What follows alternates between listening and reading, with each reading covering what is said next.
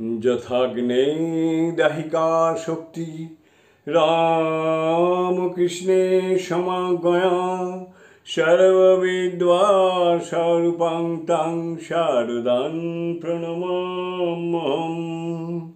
শতরূপে সারদা বই থেকে পাঠ। এবারের বিষয় সীমা দীক্ষিত গৃহ সন্তানদের দৃষ্টিতে। লিখেছেন প্রদ্যুৎ সেনগুপ্ত, অধ্যাপক, বাংলা বিভাগ, কলকাতা বিশ্ববিদ্যালয়। পরবর্তী অংশ।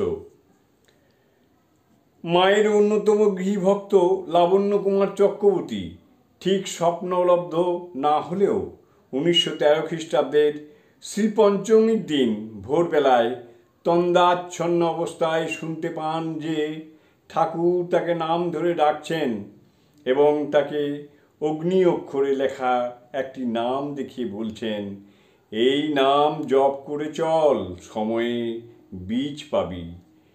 এর প্রায় 1.5 বছর পর 1914 সালের বিজয়া দশমীর পরের দিন সকালে লাবণ্য কুমার কলকাতায় মায়ের কাছে দীক্ষা গ্রহণ করেন এবং দীক্ষাদানকালে কিছু জিজ্ঞাসা না করেই মা যে মন্ত্র দেন তা ওই স্বপ্নলব্ধ নামটি, শুধু বীজ সংযুক্ত করা। লাবণ্য কুমার চক্রবর্তী মহামায়ের প্রকাশ রূপের মধ্যে যত গুপ্ত তত ব্যক্ত, এর সমুজ্জ্বল দৃষ্টান্ত লক্ষ্য করেছেন।